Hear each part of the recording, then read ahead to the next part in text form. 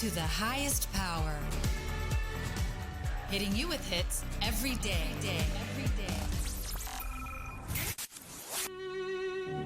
Kur bota ende i errësirë, një yll shndriti fuqishëm për të treguar se lindi shpresa.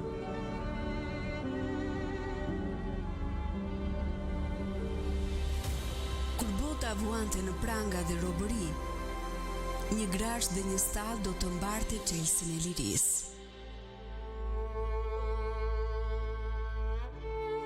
Atje, ku askush nuk e mendonte, do të hapej rruga drejt shpëtimit dhe përjetësisë.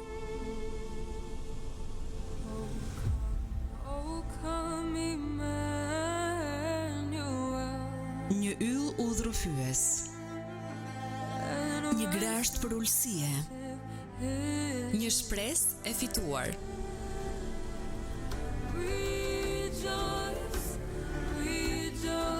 Gjatë gjithë muajit dhjetor, përjetimi i Krishtlindjes në Radio Emanuel.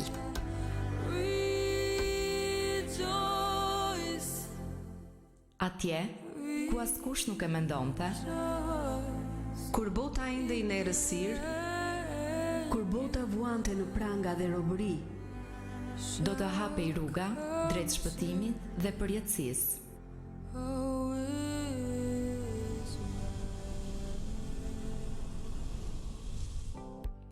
Të dashur miq të Radio Emanuel, jeni duke ndjekur programin Buzëqeshi i ditës.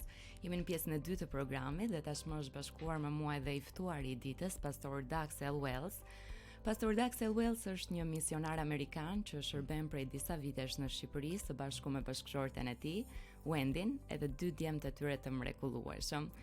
I udhëhequr nga dëshira për t'i sjellë njerëzit më pranë Ungjillit, ai ka qenë i përfshirë në mësimdhënie, udhëheqje shërbesash, edhe projekte praktike, patjetër, për të rinjt në komunitetin e Korçës, duke i bërë këto përmes kurseve të kompjuterit, aktiviteteve të ndryshme që mbështesin familjen.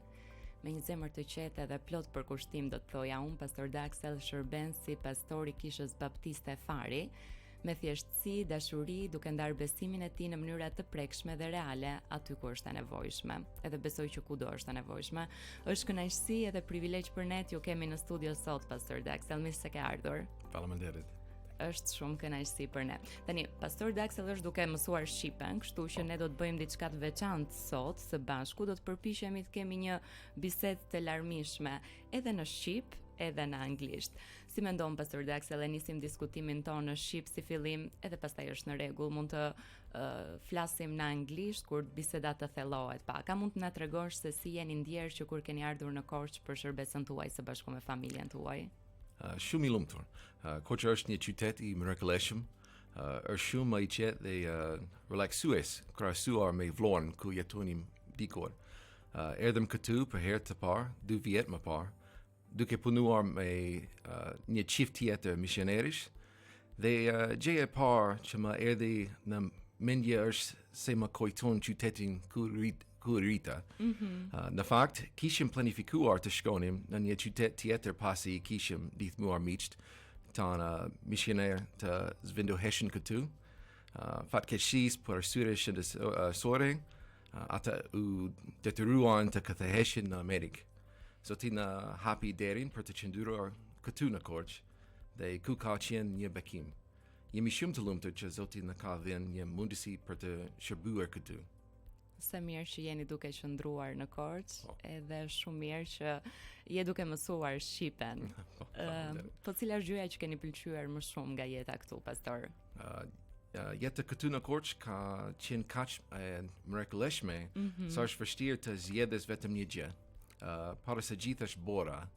Atje kur rrita unë, shumë ra kishte borë, dhe djemtë e mi e shijon shumë periudhën e borës këtu.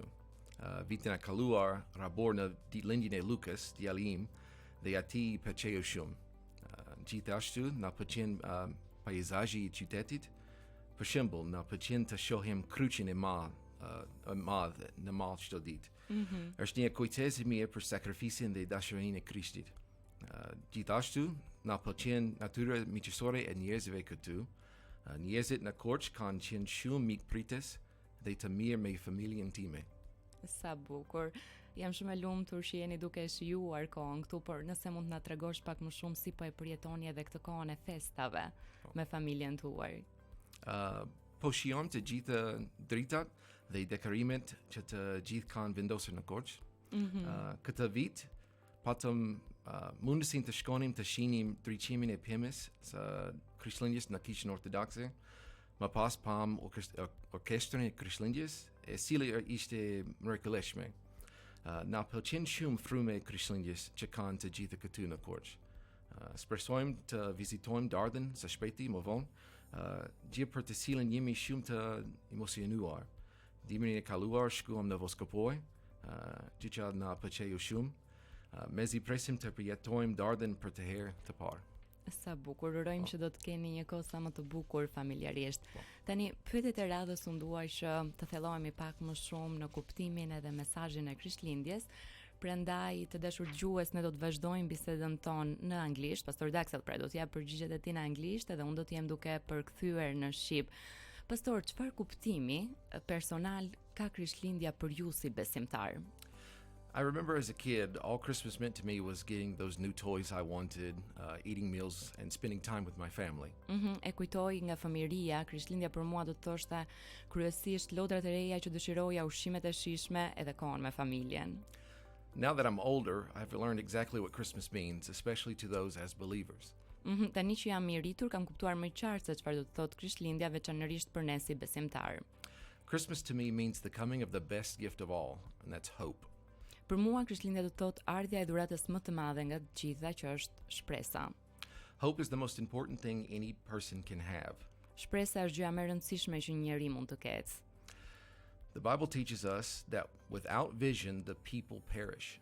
Bibla na mëson se pa vegim, pa vizion, populli humbet. If we have no hope for the future, there simply isn't a future. Nëse nuk kemi shpresë për të ardhmen, është e thjeshtë, nuk ka të ardhme. Hope for today, hope for tomorrow, hope after death, all these things are what everyone needs. Shpresë për sot, shpresë për nesër, shpresë për jetën pas vdekjes, këto janë gjërat për të cilat çdo njeri ka nevojë. The good news is we have the greatest hope of all, and his name is Christ. Lajmi i mirë është se ne kemi shpresën më të madhe nga të gjitha, edhe emri i tij është Krishti. Christmas is the time we set apart to remember who Christ is and what he means to us, which is that he is our eternal hope. Krishtlindja është një kohë që ne e veçojmë me lëmë një anë për të kujtuar se kush është Krishti dhe çfarë do të thotë ai për ne, shpresa jone e përjetshme. What we need to remember this Christmas season is that Christ is God's promise that he did not and never will abandon us.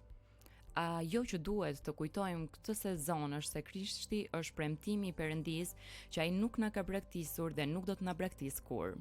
Willing to give us his very own son, Jesus, for our salvation and hope for the future. Edhe kjo shkon deri aty sa ai ishte i gatshëm për dëm birin e tij Jezusin për shpëtimin ton edhe për shpresën e së ardhmes po ashtu. Luke 2:7-11 says, Luka 2:7-11, unë po e lexoj direkt në shqip, thot: Dhe ajo lindi djalin e saj të parëlindur, e mbështolli me pelena dhe e vendosi në një grasht, sepse në Han nuk kishte vend për ta. Tani në po atë krahin ishin disa barinj që rinin jashtë në fusha, dhe natën në ruanin kopen e tyre. Dhe ja, një engjëll i Zotit ju paraqit atyre dhe lavdia e Zotit shkëlqeu rreth tyre, e ata i zuri një frikë e madhe. Por engjëlli u tha atyre: Mos druani, sepse unë po ju lajmëroj një gëzim të madh për të gjithë popullin, sepse sot në qytetin e Davidit lindi për ju një shpëtimtar, që është Krishti, Zoti. According to these verses, Christmas is about the day our Savior and eternal hope, Jesus Christ, came to us. Sipas këtyre vargjeve, Krishtlindja ka të bëjë me ditën kur shpëtimtari dhe shpresa jone e përjetshme Jezus Krishti erdhi te ne. In the Old Testament, God promised us long ago that he would send someone for us. Që në Dhjetën e Vjetër, Perëndia kishte premtuar shumë kohë më parë se do dërgonte dikë për ne. That person is Christ. Edhe ky person është Krishti. The birth of Christ reminds us that God came to us to show us how much he loves us and desires to be reconciled with us. Lindja e Krishtit na kujton se Perëndia erdhi te ne për të na treguar sa shumë ai na don dhe sa shumë dëshiron që të pajtohet me ne.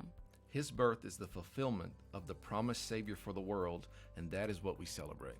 Lindja e tij është përmbushja e shpëtimtarit të premtuar për botën, edhe kjo është ajo që ne festojmë. We are reminded that God, through the coming of Christ, keeps his promises and wishes to be with us all. Ne kujtojmë se Perëndia përmes ardhjes së Krishtit i mban premtimet e tij dhe dëshiron po ashtu që të jetë me ne. Një mesazh shumë i bukur ky, pastor, por ishe duke folur në fakt për shpresën, unë do doja të thelloheshim pak më shumë në këtë pikë. Çfarë mesazhi shprese do donit ju që t'u përcjellnit njerëzve gjatë kësaj kohe festash? Like I said before, Christ is our eternal hope. Siç e thash edhe më parë, Krishti është shpresa jone e përjetshme. His coming is the foundation of our hope. Ardha e tij është themeli i shpresës sonë. The most important part of this, and should make every believer hopeful no matter what happens, is why. Pjesa më e rëndësishme e kësaj që duhet bëj çdo besimtar, plot shpresë pavarësisht rrethanave, është arsyeja pse ai erdhi. Why did Christ come? Pse erdhi Krishti?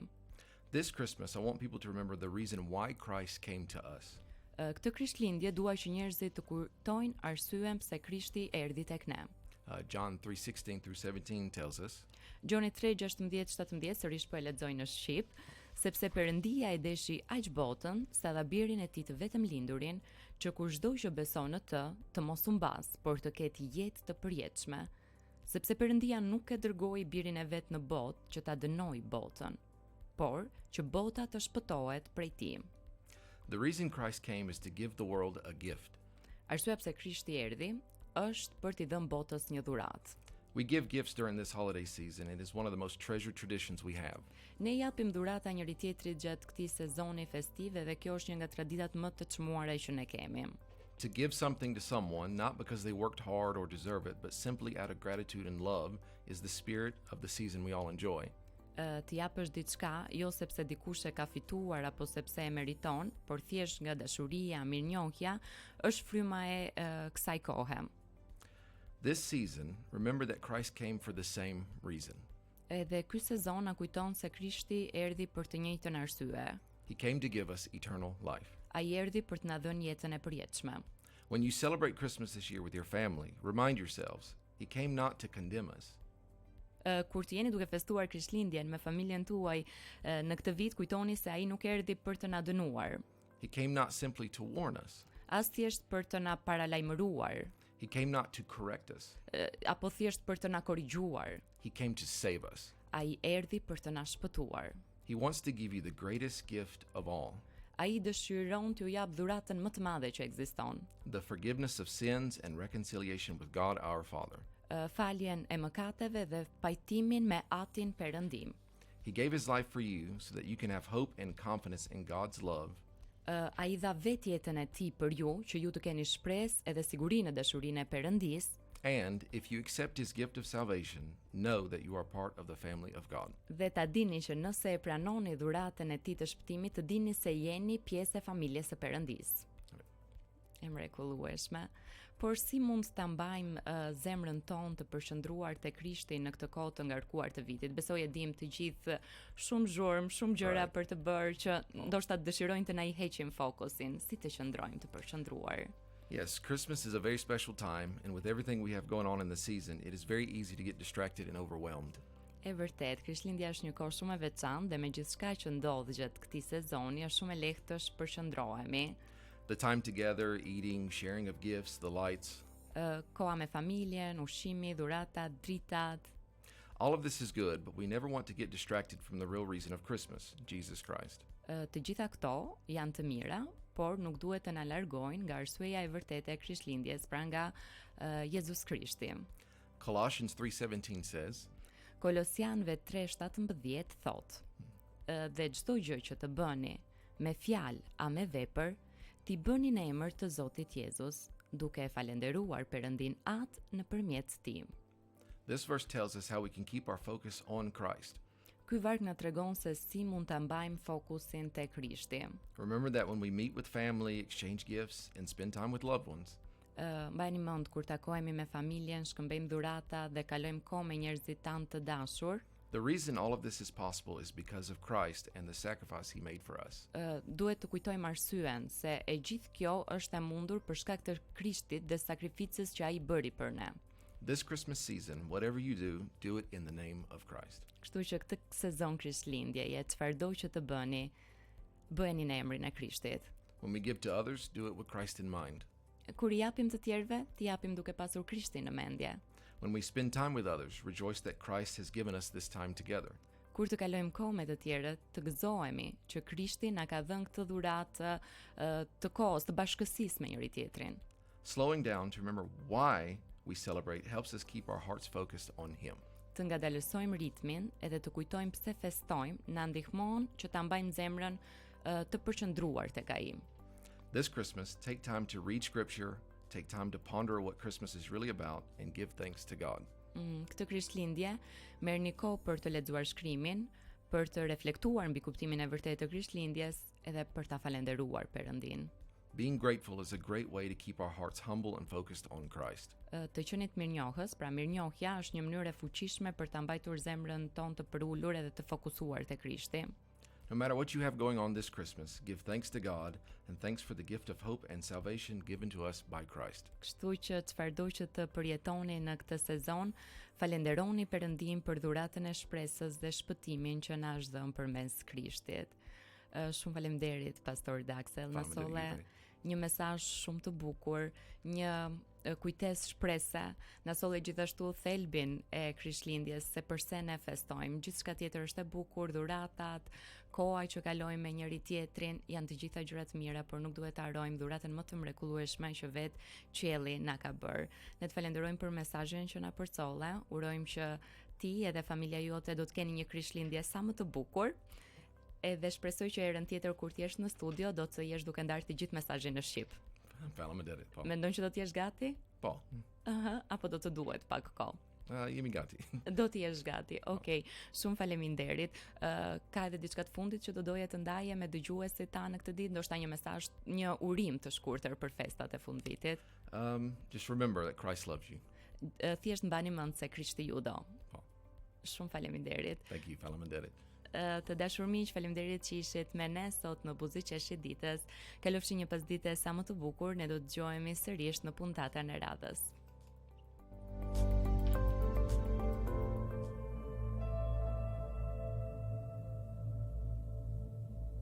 Está